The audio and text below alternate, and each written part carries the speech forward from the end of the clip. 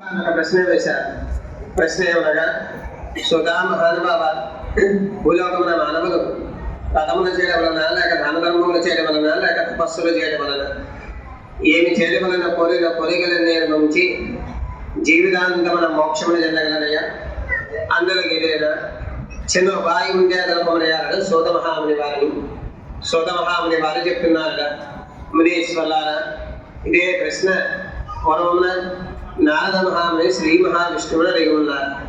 ఆ వృత్తాంతమంతయు తెలియదని చెప్పి ఒకనొక సమయంలో నారద మహాముని వారు లోక కళ్యాణార్థమై అన్ని లోకములు సంచరిస్తూ అనంతరమును భూలోకానికి వెళ్ళి చూడగా, భూలోకమున మానవులు అనేక పాపకార్యములు చేయొచ్చు, అనేక కష్టములు అనుభవిస్తూ అనేక యునులందు పుట్టచూ చచ్చచూ ఉన్నారట.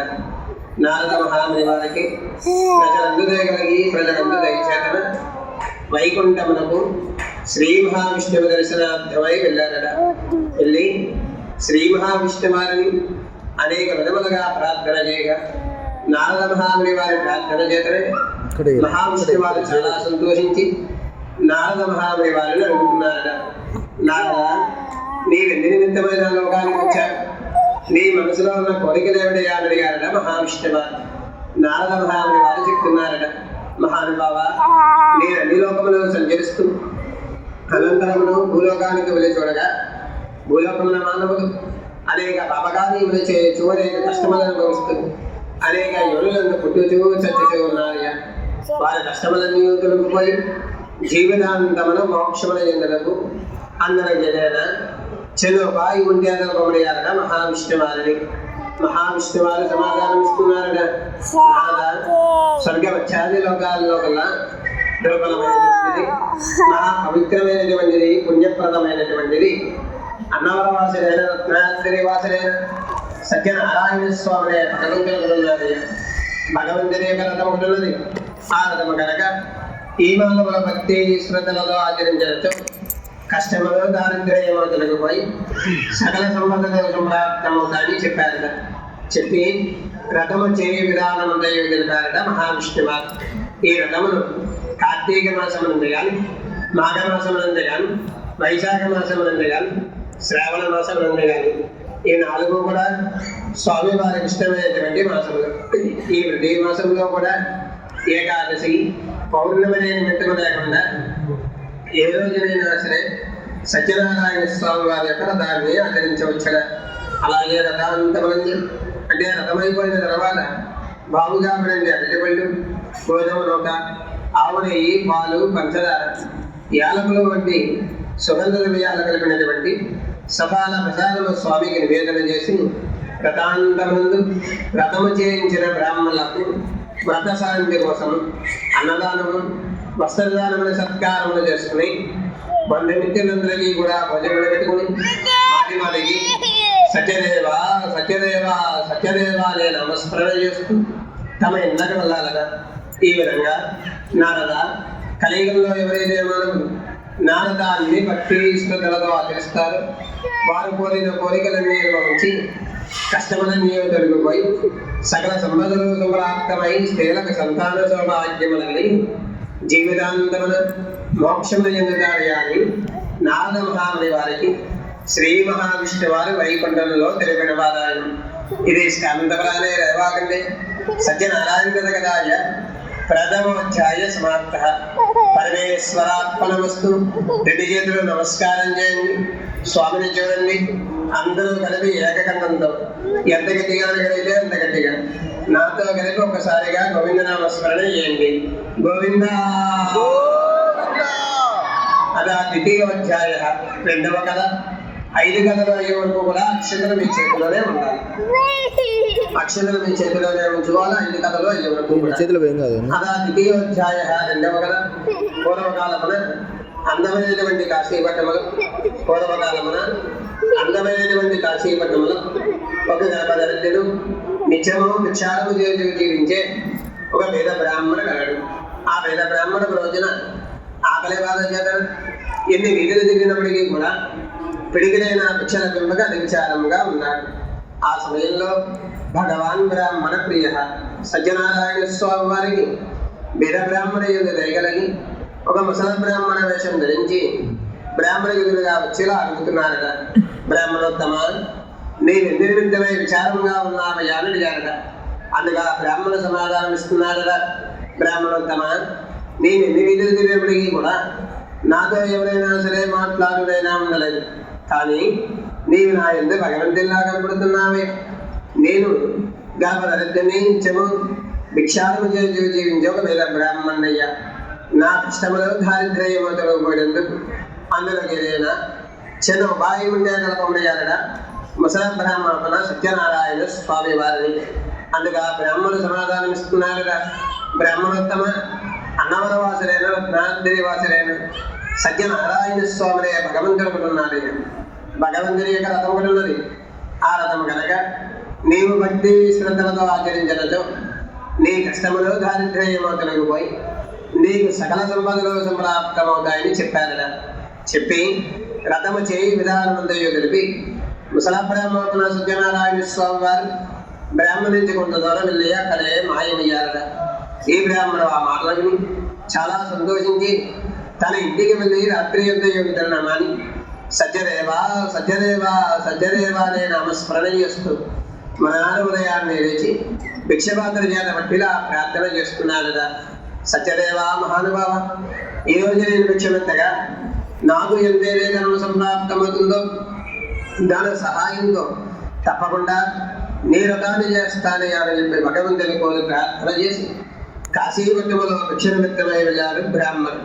స్వామిదేవ వలన బ్రాహ్మణుడు ఏ ఇంటికి వెళ్ళినప్పటికీ కూడా లేదు అనకుండా రోజు వచ్చే ధనం కన్నా రెట్టింపు ధనం సంప్రాప్తమైనది.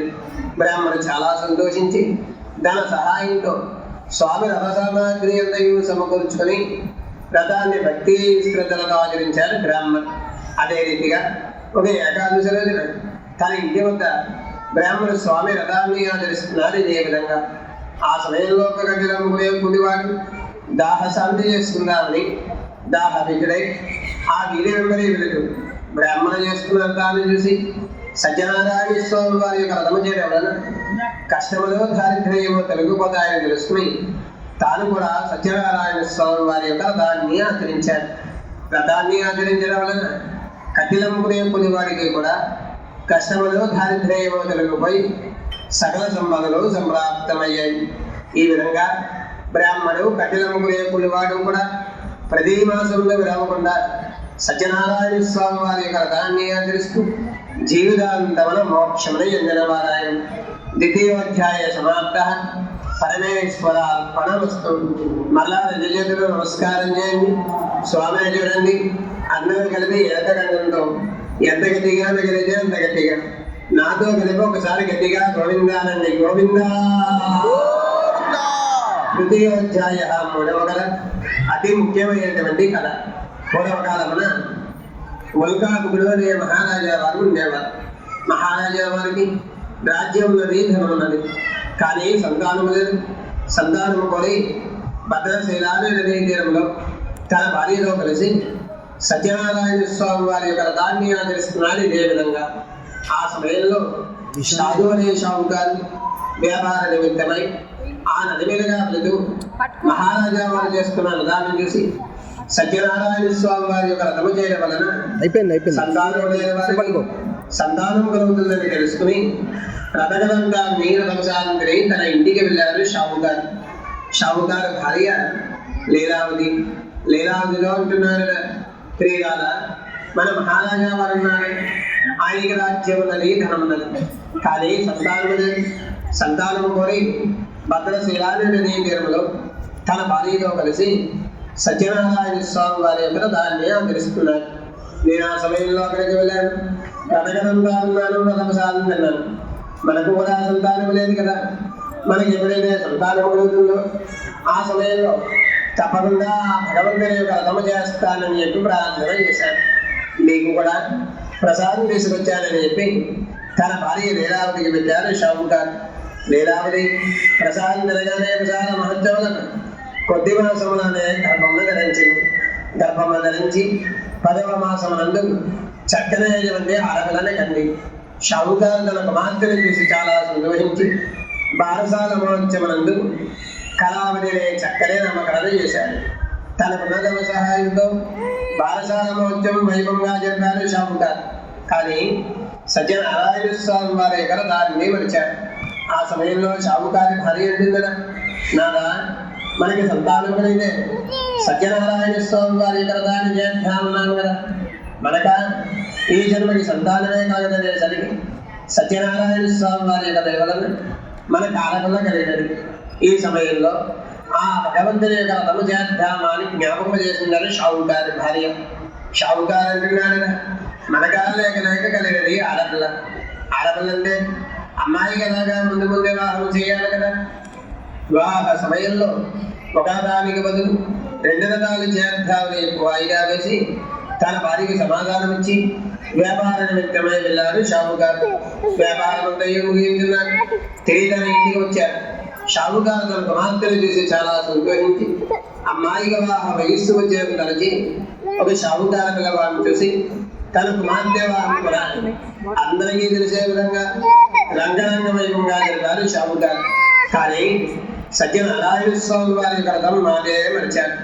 షావుకారు అనుకుంటున్నారన మనకా ధనవంతుడు గుణవంతుడు యోగ్యవంతుడైన అల్లుడు దొరికాడు. అల్లుడు నేను కలిసి ఇంకా వ్యాపారం విశేషంగా చేసి బోలంత ధనము సంపాదిద్దామని చెప్పి తనకున్న ధనగణము చేత గర్వంగా రఘుని అల్లుడు మామలిద్దరూ కూడా రత్నాలు వ్యాపారం చేద్దామని చెప్పి రత్నస్వామి పట్టణానికి వెళ్ళారట.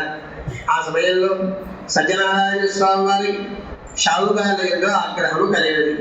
ఇది షావుకారులారే సంతానం కలిగితే నా రథాన్ని చేస్తా అన్నారు. సంతానమా కలిగినది నా రథాన్ని మరిచారు. అలాగే అమ్మాయి వివాహ సమయంలో ఒక రథానికి బదులు 2 రథాలు చేస్తా అన్నారు షావుకారు. అమ్మాయికి వివాహమైనది నా రథాన్ని మరిచారు. మాటిమాటికి చేస్తాను వాయిదా వేస్తూ వచ్చారే కానీ రథాన్ని మరిచాడు. నారాయణ అనే నామస్మరణే మరిచాడు ఈ షావుకారు. ఈ మానవులు ఉన్నారే కష్టములు కలిగితే కానీ భగవంతుడనే వారి వీరికి జ్ఞాపకం రాదు సుమాన్ తలచి షావుకారు ఎంతకాలం సుఖంగా ఉండబట్టే కదా నన్ను నా రథాన్ని మరిచాడు. ఈ రోజులుగా ఇది షావుకారికి కష్టముల విలువగా కానీ శాపం ఇచ్చారట సత్యనారాయణ స్వామి వారు. షావుకారులిద్దరూ కూడా రత్నసానుడే పట్టములు రత్నాల వ్యాపారం అంతా ముగించి ఓ చోట పరుగుని ఉన్నారు. ఆ రత్నసానుపట్న మహారాజా వారు చంద్రజత మహారాజా వారి కొడలు ఇతర మాయుగంగల ప్రవేశించి రాజుగారి ధనమంతా మొదలుగట్టి షావుకారు ఏదే ఎక్కడైతే పడుకుని ఉన్నారు అక్కడే ఆ మొదలు విడిచి మాయ దొంగలు కాబట్టి అక్కడే మాయమయ్యారట. మాయ దొంగలు వెంబడిస్తూ వస్తున్న భటులు షావుకారు వద్ద మొదలు పడేయడం చూసి షావుకారులే దొంగలను కలిసి మహారాజా వారి వద్దకు తీసుకెళ్లారు. మహారాజా వారు న్యాయ విచారణ కూడా చేయలేదు. షావుకారు ఎన్ని విధములుగా చెప్పినప్పటికీ మేము దొంగలము కాదయ్యా, వ్యాపార నిమిత్తమై చెందినటువంటి షావుకారు అని 2 విధాలుగా మహారాజా వారు చెప్పినప్పటికీ కూడా మహారాజా వారిని చెప్పని పడ్డగా షావుకారు వద్ద కొన్నటువంటి ధనమంతా తీసుకుని ధనాగారంలో ఉంచమని షావుకారులందరినీ కూడా కారాగారంలో ఉంచమని ఆజ్ఞ వేశారు మహారాజా వారు. అల్లుడు మామలిద్దరూ కూడా కారాగారంలో బాధపడుతున్నారు.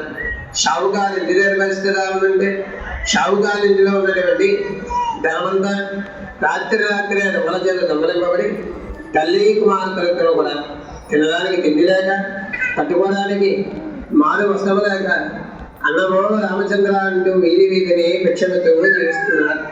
ఒక రోజున షావుకారు కుమార్తె కళాకి చెల్లది ఆకలి బాధ తట్టుకోలేక ఒక బ్రాహ్మణ ఇంటికి భిక్ష నిమిత్తమే వెళ్ళింది. సమయంలో ఆ బ్రాహ్మణ స్వామి రథాన్ని ఆచరిస్తున్నారు. ఇదే విధంగా కళాకి చెల్లది ఆ రథగదంతా నేను తమసారిని తన ఇంటికి వెళ్ళినది. ఆలస్యంగా వచ్చిన కుమార్తెను చూసి తల్లి మందలిస్తుంది. అమ్మాయి, నువ్వు యుక్త వయస్సు వచ్చిన దాన్ని ఇంత రాత్రి వేళ వరకు తిరిగితే ఎలాగా మాన మందలిస్తుంది. కళాకి చెల్లది చాలా భయమిత్రాలే. అమ్మా, నేను భిక్ష నిమిత్తమై బ్రాహ్మణి ఇంటికి వెళ్ళాను. సమయంలో ఆ బ్రాహ్మణ స్వామి రథాన్ని ఆచరిస్తున్నాడమ్మా. కథగదంతా ఉన్నాను, ప్రసాదం అన్నాను, నీకు కూడా ప్రసాదం తీసుకొచ్చానన్నానని చెప్పి తన తల్లి లీలావతిని పెట్టింది. లీలావతి ప్రసాదం తినగానే ప్రసాద మహత్యములను పూర్వ వృత్తాంతమంతయు జ్ఞాపకం వచ్చినది. ఇదంతా భగవంతుల వల్ల కలిగిన కష్టములకు వేరే కాలం గ్రహించి తల్లి కుమార్తెలిద్దరూ కూడా మరునాడు ఉదయాన్నే తమ యథాశక్తితో సత్యనారాయణ స్వామి వారి వ్రతాన్ని ఆచరించి లీలావతిలా ప్రార్థన చేస్తుంది. సత్యదేవా మహానుభావ, నా భక్తాలను ఎప్పుడైతే వ్యాపారం ఉంది క్షేమంగా ఉంది, ధన సమేతంగా క్షేమంగా తిరిగి ఇంటికి వస్తారో ఆ సమయంలో తప్పకుండా నేను దానం చేస్తానయ్యా అని చెప్పి భగవంతుని కోరి ప్రార్థన చేసింది. లీలావతి ప్రార్థన చేతనే సత్యనారాయణ స్వామి వారికి దగ్గర ఆ రోజు రాత్రి చంద్రజన మహారాజా వారి కళలో నుంచి ఇలా చెప్తున్నారు, రాజా మీ ఖైదీలో బాధపడుతున్నారే, వారి దొంగల కాదయ్యా షావుకారు, నా భక్తులు నా శవవశాత్తు నీ ఖైదీలో బాధపడుతున్నారు. మరణాలు ఉదయాన్నే వారిని విడిచిపెట్టకపోతే నిన్ను నీ రాజ్యాన్ని ధన సమేతంగా నాశనం చేస్తానని సమాన ఆజ్ఞ వేశారట. మహారాజా వారు మరణాలు ఉదయాన్నే లేచారు. కళలో జరిగిన వృత్తాంతమంది జ్ఞాపకం తెచ్చుకుని సభ ఏర్పాటు చేసి షావుకారులందరినీ కూడా సభకు తీసుకురమ్మని, ఇదంతా భగవంతుని వల్ల కలిగిన కష్టం తప్ప వేరే కాదని చెప్పి ఓదార్చి సత్యనారాయణ స్వామి వారు కళలో కనిపించి చెప్పిన ప్రకారంగా మహారాజా వారు షావుకారు దగ్గర తీసుకున్న ధనం కన్నా రెట్టింపు ధనం వారికి ఇచ్చి వారి దేశాన్ని సాగరం పేరు మహారాజా వారు. తృతీయోధ్యాయ సమాప్త. పరమేశ్వర పరమస్తు. మళ్ళా 2 చేతులు నమస్కారం చేయండి, స్వామిని చూడండి, ఎంత గట్టిగా అడగలిగితే అంత గట్టిగా. నాతో కలిపి ఒకసారి గట్టిగా గోవిందానండి, గోవిందా. చతుర్థోధ్యాయ 4వ కదా. షావుకారు అల్లుడు మామలిద్దరూ కూడా మహారాజా వారు ఇచ్చినటువంటి ధనమంతా పడవల నిండా సర్దుకుని తమ దేశానికి వెళ్దామని చెప్పి ఒక నదీ తీరాన్ని వేచి ఉన్నారు. ఆ సమయంలో సత్యనారాయణ స్వామి వారికి షావుకారు ఎందు చిన్న సందేహం కలిగినది. ఈ షావుకారులు ఉన్నారే, నా వల్లే కదా ఇన్ని కష్టాలు పడ్డా, ఇప్పటికైనా సరే వీరికి సత్యనారాయణ స్వామి వారి యొక్క రథము అనేది జ్ఞాపకం ఉన్నదా లేదా మనకి అని పరీక్షిద్దామని చెప్పి ఒక సన్యాసి వేషం ధరించి షావుకారు దగ్గరగా వచ్చినా అడుగుతున్నారు. షావుకారులారా, మీ పడవల్లో వేస్తున్నారే ఆ మూటలు ఏమిటయ్యా? నేను సత్యనారాయణ స్వామి వారి యొక్క రథాన్ని చేద్దామనుకుంటున్నాను. రథము చేయాలంటే ఎంత వందతనం ఉండాలయ్యా. నేను చూస్తే వేరే సన్యాసి, మీకు తోచిన సాయం చేయండి అని చెప్పి ధీరంగా అడిగారట. షావుకారులిద్దరూ కూడా వేలాకులంగా అంటున్నారట, వయ్యి సన్యాసి, నేను చూస్తుంటే దొంగ సన్యాసిలా ఉన్నావు. పడవల్లో ఉన్న ధనమంతా దోచుకుపోవడానికి జరుగుతుందా? కానీ పడవల్లో ఉన్నది ధనం అనుకుంటున్నావేమో, ధనము కాదయ్యా. ఆకులు తీగలు వ్యాపార నిమిత్తమై మా దేశానికి పట్టుకెళ్తున్నామని చెప్పి వేలాకులంగా సమాధానం ఇచ్చారు. సత్యం భవతదేవత. మీ నోటి మరి ఏ మాటలైతే పలికారు ఆ మాటలై నిజముగా కాని శాపమిచ్చి ఒక ముందులో పోయి ఓ చెట్టు కింద కూర్చొని తపస్సు చేసుకున్నారు. షావుకారులందరూ కూడా కొంతసేపటికి పడవలలో తెలియార్థం గమనించి పడవల దగ్గరికి వెళ్ళి చూడగా పడవల్లో ఉన్న ధనమంతా ఆకులు తీగలుగా మన దగ్గర నుంచి మోక్షించారు. కొంతసేపటి కళ్ళ తెచ్చుకున్నారు. మామలవి, మామ, మన దగ్గరికి వచ్చిన మామూలు సన్యాసి కాదే, సాక్షాత్ సత్యనారాయణ స్వామి వారి తప్ప వేరే కాదని గ్రహించి మాటి మనకి సత్యదేవా సత్యదేవా సత్యదేవా అనే నామస్మరణ చేస్తూ సన్యాసి ఎక్కడ ఉన్నారు అక్కడికి పోయి ఆయన పదాల మీద పడి, సత్యదేవా మహానుభావ, మేము తెలియజేశాము, ఆ తప్పులని క్షమించే స్వామి, మేము కష్టపడి సంపాదించామంతా మాకు అని ప్రార్థన చేశారట. సన్యాసములు సత్యనారాయణ స్వామి గారి షావుకారు దగ్గర అంటున్నారట, షావుకారులారా, మీరు సత్యనారాయణ స్వామి వారి రథాన్ని చేస్తారన్నారు. రథాన్ని మాటి మనకి వాయిదా వేస్తూ వచ్చేదే కానీ రథాన్ని చేయలేదు. సరే, సత్యదేవానే నామస్మరణ వచ్చారు మీరు. ఇదంతా భగవంతుని వల్ల కలిగిన కష్టం తప్ప వేరే కాదని చెప్పి ఓదార్చి ఇప్పటికైనా సరే నన్ను సత్యనారాయణ స్వామి వారిగా తెలుసుకోండి అని చెప్పి వారు కోరిన విధంగా ధనమంతా వారికి ఇచ్చి సన్యాసుకున్న సత్యనారాయణ స్వామి వారు అక్కడే అంతర్ధానం చెందారు. షావుకారులందరూ కూడా ధన సమేతంగా తమ దేశానికి వెళ్ళి తమ నదీ తీరానికి వెళ్ళి ఒక నౌకరుని వర్తమానం పంపించారు ఇంటికి. మేము వచ్చామని క్షేమవార్తను తెలియపరచడం. నౌకరు ఇంటికి వెళ్ళేసరికి తల్లి కుమార్తెలిద్దరూ కూడా స్వామి రథాన్ని ఆదరిస్తున్నారు. ఇదే విధంగా ఆ సమయంలో నౌకరు చెప్తున్నాడు, అమ్మా, షావుకారులందరూ కూడా వ్యాపారం ఉంది, క్షేమంగా ఉంది, ధన సమేతంగా క్షేమంగా నదీ తీరానికి వచ్చి ఉన్నారని క్షేమవార్తను తెలియపరిచాడు. మాటలని లీలావతి చాలా సంతోషించి ప్రథమదానంతా యథావిధిగా పూర్తి చేసుకుని తన కుమార్తెతో ఎలా అంటుంది, కళావతి నేను రథవిధానముందా యథావిధిగా పూర్తి చేసుకున్నాను, నీవు కూడా యథావిధిగా పూర్తి చేసుకున్న నదీ తీరానికి రా, నేను ముందుగా నదీ తీరానికి వెళ్తున్నానని చెప్పి తాను నదీ తీరానికి వెళ్ళినది. కళావతి చిన్నది కుమార్తె రథవిధానముందా యథావిధిగా పూర్తి చేసినది. రథవిధానము వచ్చిన బంధుమిత్రులందరికీ కూడా పెట్టినది. కానీ భర్తను చూసి చాలా కాలం అయింది కదా, భర్తను చూద్దామనే గంటల్లో తాను ప్రసాదం మధ్యన నీటికి వెళ్ళినది. ఆ సమయంలో సత్యనారాయణ స్వామి వారికి కళావతి ఆగ్రహము కలిగి నన్ను దూషించినా క్షమిస్తాను కానీ నా ప్రసాదం తినకపోతే క్షమించి లేదు సమానయ్యకు. కళావతి చూస్తుండగానే భర్త సమేతంగా ఉన్న పడవను నదిలో ముంచి వేస్తారు స్వామివారు. కళావతి చూసి చాలా బాధపడి భర్త లేని జీవితం వృధాని చెప్పి తాను కూడా నదిలోకి సాగరమవుతుంది. ఆ సమయంలో సత్యనారాయణ స్వామి వారికి కళావతి యొక్క ప్రతిభక్తి వేయగలిగి ఆకాశవాణి అనుకున్నా చెప్తున్నారు, షావుకారా మీకు మార్గం ఉన్నది కదా, రథ విధానంతా ఇలాంటిగా ఆచరించినది. రథ విధానం వచ్చిన బంధుమిత్రులందరికీ కూడా పెట్టినది. కానీ భర్తను చూద్దామనే తొందరలో తాను ప్రసాదం మధ్య నదీ తీరానికి వచ్చిందయ్యా. అందువలనే ఈ కష్టము యావాప్తు సంప్రాప్తమని చెప్పారట. మాటలని షావుకారు చాలా సంతోషించి కుమార్తెను తిరిగి ఇంటికి తీసుకువెళ్ళి రథ విధానమంతా యథావిధిగా ఆచరించి తాను ప్రసాదం తిరిగి తన కుమార్తెకి పెట్టి తిరిగి నదీ తీరానికి వచ్చే చూడగా అంతా యథాప్రకారంగా ఉన్నది. షావుకారుద్దరూ కూడా చాలా సంతోషించి ఆ రోజులుగా ఇటు ప్రతి మాసంలో విడవకుండా స్వామి రథాన్ని తాను ఆచరిస్తూ తన కోరిన కోరికలన్నీ నెరవేర్చి జీవితాంతమున మోక్షమున చెందిన వారాయి. చతుర్థోధ్యాయ సమాప్త. నమస్కారం చేయండి, స్వామి చూడండి, అందరూ కలిపి ఏకకంఠం ఎంత గట్టిగా వెళ్తే అంత గట్టిగా నాతో కలిపి కూడా వచ్చిన వాళ్ళు అందరూ కూడా ఒక్కసారిగా గోవిందా గోవిందా. పంచమోధ్యాయ 5వ కదా అక్కడ కదా. కాశీతుంగ ధ్వజరాజా ప్రజాపాలన తత్పర. పూర్వకాలమున తుంగధ్వజుడు అనే మహారాజా వారు ఉండేవారు. మహారాజా వారికి వేట అంటే మిక్కిలి ఇష్టం. ఒక రోజున వేట నిమిత్తం అరణ్యానికి వెళ్ళి అనేక క్రౌడంగాలను వేటాడి వేటాయాసం చేతన ఒక చెట్టు మీద కూర్చుని ఉన్నారు.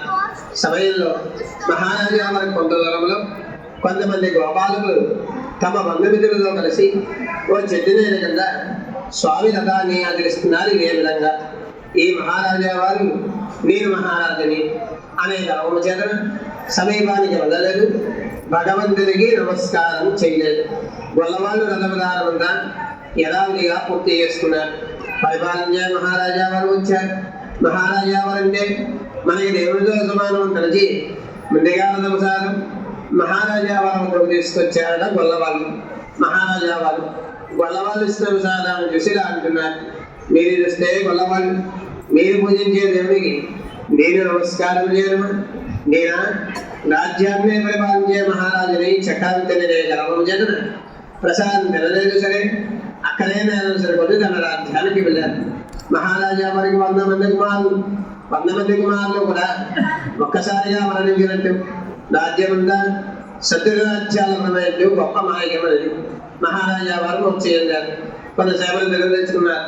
మనగా శత్రువులంటే ఎవరూ లేదని తెలుసుకుని అరణ్యంలో జరిగిన వృత్తాంతమంతయు జ్ఞాపకం తెచ్చుకుని ఇదంతా సత్యనారాయణ స్వామి వారి యొక్క మాయ తప్ప వేరే కాదని గ్రహించి తిరిగి అరణ్యానికి వెళ్ళి గోపాలకులతో కలిసి కూర్చుని రథవిధానమంతా యథావిధిగా ఆచరించి తాను ప్రసాదించని గొల్లవాళ్ళందరికీ పెట్టి సత్యదేవా సత్యదేవా సత్యదేవా సత్యదేవా అని నమస్మరణ చేస్తూ రాజ్యానికి వచ్చారు. వచ్చి చూసేసరికి 100 మంది కుమారులు బతికి ఉన్నట్టు రాజ్యం స్వాధీనమైనట్లు తెలిసినది. మహారాజా వారు చాలా సంతోషించారు. ఆ రోజుగా ప్రతి మాసంలో విడవకుండా స్వామి రథాన్ని తాను ఆచరిస్తూ తన ప్రజల చేత ఆచరింపజేస్తూ కోరికలన్నీ రాజ్యాన్ని చక్కగా పరిపాలించిన వారి జీవితాంతమున మోక్షమై ఎందిన వారాయి. పంచమోధ్యాయ సమాప్త. 2 చేతులు నమస్కారం చేయండి, స్వామిని చూడండి, గట్టిగా ఒకసారి గోవిందా అనండి. గోవిందా గోవిందా గోవిందా. అందులో కూడా స్వామి విగ్రహాన్ని చూడండి ఒకసారి, అందరూ చూడాలి. స్వామి అసలు మీదకి వస్తే హరిహర హిరణ్యగర్భ త్రిమూర్తాత్మక శ్రీ వీర వెంకట సత్యనారాయణ స్వామి. స్వామి పేరేంటంటే అందరూ చెప్పండి. హరిహర హరిహర హిరణ్య గర్భ విమూర్తాత్మక శ్రీ వీర వెంకట సత్యనారాయణ స్వామి. స్వామి. హరి అంటే ఎవరండి? విష్ణుమూర్తి. మధ్యలో ఉన్నవారు స్వామి వారు విష్ణుమూర్తి స్వరూపం. అందరూ స్వామి విగ్రహాలను చూడండి. హరి అంటే ఎవరండి? విష్ణుమూర్తి. మధ్యలో ఉన్నవారు స్వామి వారు విష్ణుమూర్తి స్వరూపం. హర అంటే ఈశ్వరుడు. స్వామికి కుడి పక్కగా ఇటు పక్కన ఉన్నవారు, పైన నాగాభరణంలో ఉన్నవారు పరమేశ్వరుడు. హరి హర. హిరణ్య గర్భ అంటే బ్రహ్మదేవుడు. కింద వేదం ఉంది కదండి, ముగ్గురు నుంచి వేదము బ్రహ్మలోపమైనటువంటి యంత్రము స్వామి వారి యొక్క వేదము బ్రహ్మదేవుడు. హరిహర హిరణ్య గర్భ. త్రిమూర్తాత్మక అంటే బ్రహ్మ విష్ణు మహేశ్వరుడు. శ్రీ వీర. వీర అంటే వీరత్వం. వీరత్వాలు ఉంటాయి స్వామికి వేషాలు, చేతిలో ధనుర్బాణాలు ఉంటాయి, అందుకని పేరులో వీరాలు వచ్చింది. వేంకట. వెంబంటే పాపాలు, కట అంటే హరించేవారని అర్థం. మనం చేసినటువంటి పాపాలు హరించేవారు సత్యనారాయణ స్వామి అని అర్థం. హరిహర హిరణ్య గర్భ త్రిమూర్తాత్మక శ్రీ వీర వెంకట సత్యనారాయణ స్వామి. బ్రహ్మ విష్ణు మహేశ్వరుడు త్రిమూర్తుల ముగ్గురు కూడా కలిసి వెలిసిన క్షేత్రం ఈ అన్నవర మహాపుణ్యక్షేత్రం. అలాగే స్వామికి అనంపక్కగా ఉన్నవారు అమ్మవారు అనంతలక్ష్మి సత్యవతీదేవి. అమ్మవారి పేరేంటండి? అనంతలక్ష్మి సత్యవతీదేవి. అనంత అంటే గౌరీదేవి యొక్క నామం, అంటే పార్వతీదేవి యొక్క నామం. లక్ష్మి అంటే మీ అందరికీ తెలిసింది, లక్ష్మీదేవి యొక్క నామం. సత్యవతి అంటే సరస్వతీదేవి యొక్క నామం. అమ్మవారిని కూడా ఈ క్షేత్రంలో తిరిగిన కింద పిలుస్తుంటారు. భారతదేశంలో ఎక్కడికి వెళ్ళినా శివాలయాలు వేరు, వైష్ణాలయాలు వేరుగా కనిపిస్తాయి మీరందరికీ. కానీ అన్నవర క్షేత్రంలో శివకేశో భేదో నాస్తి. శివుడు వేరు, విష్ణుమూర్తి వేరు కాదని చెప్పడానికే శివుడు విష్ణుమూర్తి పక్కపక్కన ఒకే మీద నిలిచినటువంటి క్షేత్రం ఈ అన్నవర క్షేత్రం. ఈ రథమయ్యాక మీరందరూ కూడా దర్శనానికి వెళ్తారండి. దర్శనానికి వెళ్ళినప్పుడు ఇక్కడ ఆలయము 2 అంతస్తుల కింద ఉంటుంది. ముందుగా మీరందరూ కూడా పై అంతస్తులో పై గర్భగుడిలో దర్శనానికి వెళ్తారు. పైకి వెళ్ళినప్పుడు ఇక్కడ ఎలాగైతే విగ్రహాలను చూశారో అలాగే పైన దర్శనం చేసుకుంటారు. పైన దర్శనం అయ్యాక అదే నెల నుంచి కిందకు వస్తారు. కింద నిలబడే ఆలయంలో బయట అక్కడ రాసి ఉంటుంది, యంత్రాలయం అని రాసి ఉంటుంది. అది ఎవరైనా అడిగారనుకోండి ఇదంతా చెప్పలేక అవి పాదాలు అని చెప్తారు, కానీ పాదాలు కదవి. కింద ఉన్న యంత్ర స్వరూపమే బ్రహ్మస్వరూపం. కిందన బ్రహ్మదేవుడు, పైన విష్ణుమూర్తి, అమ్మవారు, పరమేశ్వరుడు. త్రిమూర్తుల ముగ్గురు కూడా కలిసి వెలిసిన క్షేత్రం అన్నవారి క్షేత్రం. స్వామి శరీరాల్లో చాలా మంది బ్రాహ్మణ పని చేసుకుంటారు. ఏ క్షేత్రానికి వెళ్ళండి, ఏ దేవాలయానికి వెళ్ళండి, ఎంతమంది బ్రాహ్మణులు ఒక చోట ఉండడమే చూసుకుంటారు. నమస్కారం చేయండి, గోవింద. ఆడవారి చేతులున్న అక్షలు మగవారికి ఇచ్చేది, పిల్లలు కూడా పెద్దవారికి ఇచ్చేది. మగవారు అక్షంతలు ఎడం చేతిలోకి మార్చుకోండి.